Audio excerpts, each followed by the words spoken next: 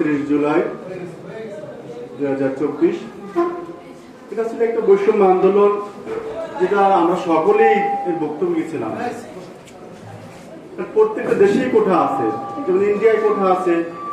একটা ফ্যামিলি একবারে একটা কোঠা পাবে, তারপর শেষ হয়ে যাবে। কিন্তু আমরা দেখতেছি যে কোঠার পর কোঠা, যে আমি পাবো, আমার ছেলে পাবে, আমার নাতি পাবে, সবে। এটা আসলে বৈষম্য, রাষ্ট্রের জন্য এটা বৈষম্য, এটা উচিত না।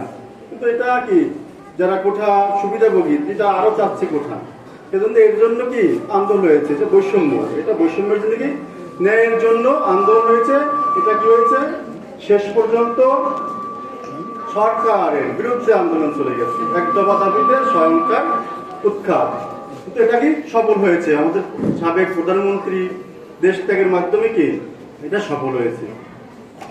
এটা কি, আসলে কি এটা থেকে শিক্ষা গ্রহণ করে আমরা